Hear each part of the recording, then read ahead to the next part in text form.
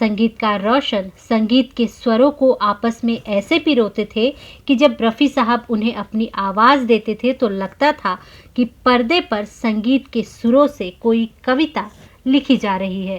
जाने हया, जाने अदा छोड़। संगीतकार रोशन साहब रफ़ी साहब के लिए ऐसे गाने तैयार करते थे जिन्हें गाकर रफ़ी साहब को सुकून मिलता था। आसमानों से उतर आई थी जो रात की रात। रोशन ने इस गाने में अपनी पूरी ताकत झोंक दी। वो चाहते थे कि रफ़ी साहब इसे ऐसे गाएं कि ये गाना अमर हो जाए।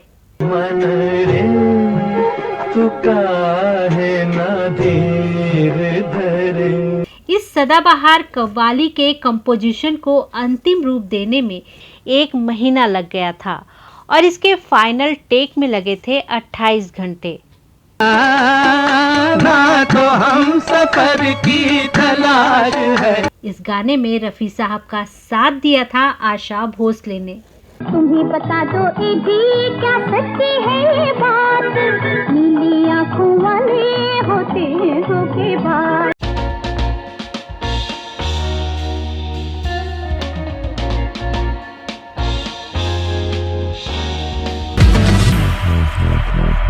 नमस्कार, ब्लैक एंड व्हाइट में आपका स्वागत है। दोस्तों, ब्लैक एंड व्हाइट में आज हम बात करेंगे संगीत के बादशाह मोहम्मद रफ़ी की और संगीतकार रोशन की। उस रोशन साहब की जो रफ़ी साहब के लिए सुरों को ऐसे गढ़ते थे कि लगता था कि पर्दे पर कोई खूबसूरत कविता लिखी जा रही है। जो वादा किया वो निभाना पड़ेगा। पर्दे पर संगीत की स्वर लहरियों से गाने को रोशन करने वाले इस संगीतकार का पूरा नाम है रोशन लाल नागरथ, जिसे दुनिया संगीतकार रोशन के नाम से जानती है। 14 जुलाई 1917 को अविभाजित पंजाब के गुजरावाला में जन्म लेने वाले रोशन लाल नागरथ को संगीतकार रोशन बनने में कई साल लगे। कच्ची उम्र में संगीत की तालीम और बाद में लखनऊ के एक मशहूर संगीत संस्थान में संगीत की गहन शिक्षा उनके काफ़ी काम आई। संगीत की दुनिया में कुछ कर गुजरने की चाहत लिए रोशन साहब 1948 में दिल्ली से मुंबई आ गए। संगीतकार के तौर पर उनको पहली सफलता मिली फिल्म बावरे नैन में, जो आई थी 1950 में। हिंदी फिल्मों में संगीत का स्वर्णिम दौर शुरू हो चुका था। 50 से 60 के बीच रोशन साहब ने महान गायक मुकेश, तलत महमूद, लता मंगेशकर और गीता दत्त से कई लोकप्रिय और हिट गाने गवाए। रोशन साहब की फिल्मों में मोहम्मद रफ़ी की एंट्री हुई साल 1960 में, जब रोशन साहब को फिल्म मिली बरसात की रात। हाय वो रेशमी जुल्फों से बरसता पानी। रोशन की धुन पर रफ़ी साहब जिस तरह एक खूबसूरत हसीना से मुलाकात का खाका खींचते हैं, वो हिंदी फिल्मों के इतिहास में अनूठा है। सुर्ख आंचल को दबा कर जो निचोड़ा उसने। रफ़ी साहब का ये गाना सुनकर ही लोगों को ये एहसास होता है कि किसी से मुलाकात का जिक्र इतना दिलकश भी हो सकता है। आसमानों से उतर आई हूँ। फिल्म बरसात की रात में एक और बात हुई जो इससे पहले नहीं हुई थी। ना तो हम सफर की तलाश है। इस कव्वाली के पहले हिंदी फिल्मों में कव्वाली को इतनी गंभीरता से नहीं लिया जाता था, लेकिन रोशन ने इस कव्वाली को तैयार करने में जैसे अपनी पूरी प्रतिभा लगा दी। जो दवा के नाम पे जहर दे उसे चार अगर की तलाश है।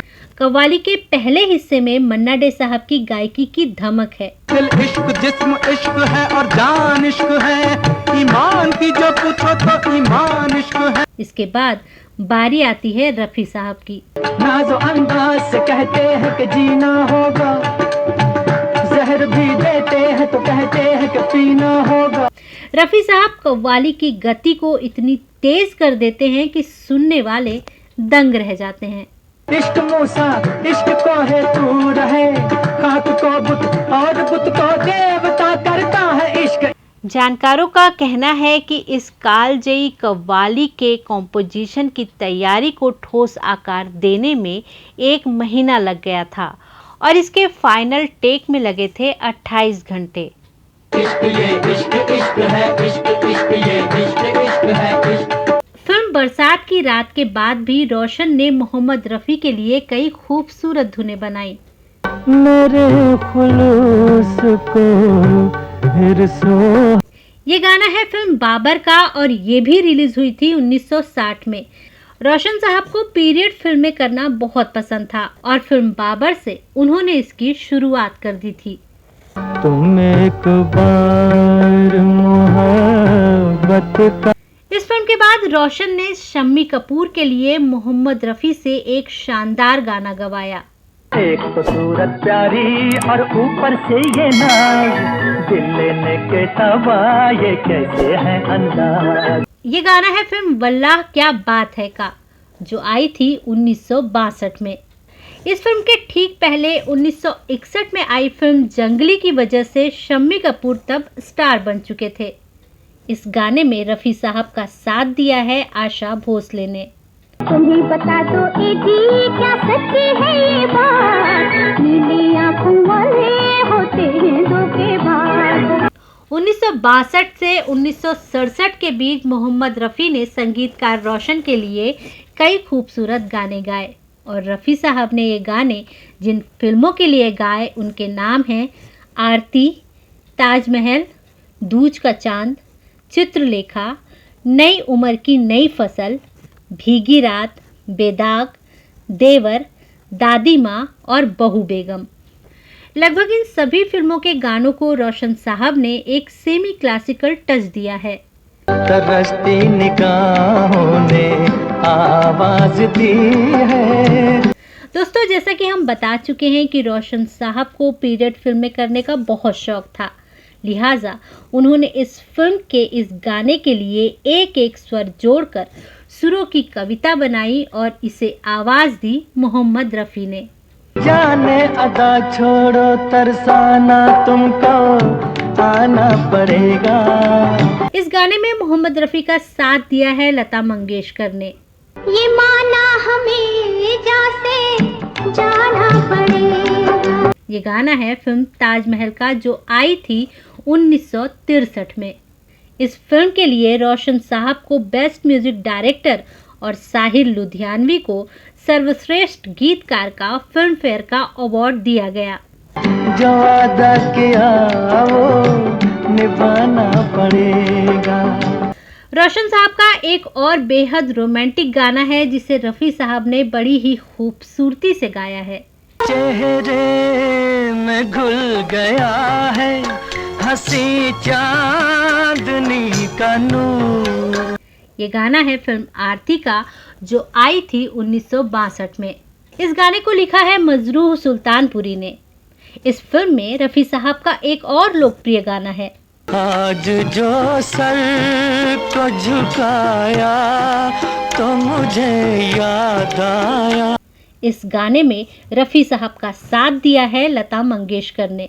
आपने याद दिलाया तो मुझे याद आया। रोशन साहब का एक और गाना है जो रोशन साहब के दिल के बहुत करीब है। उतना ही उपकार समझ कोई। रोशन साहब ने इस गाने को लेकर एक ख्वाब देखा। उनका ख्वाब ये था कि वो एक ऐसा गाना तैयार करें जो अमर हो जाए। यही सोचकर उन्होंने रफ़ी साहब के साथ इस गाने पर बहुत मेहनत से काम किया। जन्म मरण का मेल है सपना। ये गाना है फिल्म चित्रलेखा का, जो आई थी 1964 में। रोशन साहब ने एक बार इंटरव्यू में कहा था कि जब वो चित्रलेखा पर काम कर रहे थे तो उन्हें ये बड़ा चैलेंजिंग लग रहा था। उनका कहना था कि वो इस गाने के रूप में एक अमर गीत की रचना करना चाहते थे। यही वजह है कि उन्होंने इस गाने में अपना पूरा दिल लगा दिया। ये गाना उनकी आत्मा की आवाज बन गई।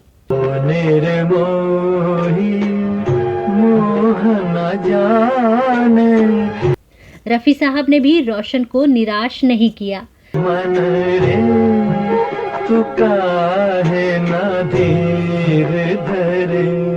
इस फिल्म के गानों को लिखा है साहिर लुधियानवी ने।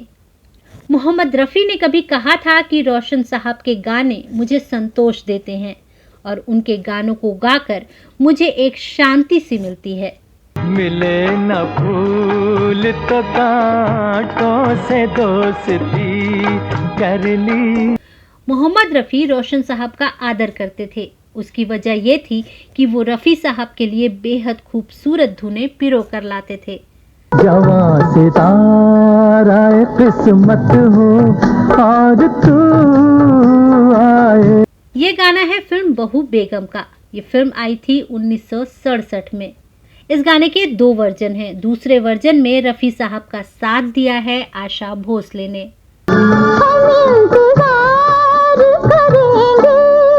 तो इस एपिसोड में आज इतना ही। दोस्तों, अगर अभी तक आपने इस चैनल को सब्सक्राइब नहीं किया है तो अब ज़रूर कर लें। तो अगले एपिसोड में आपसे फिर मुलाकात होगी। तब तक के लिए दीजिए इजाज़त। नमस्कार। रही ना रही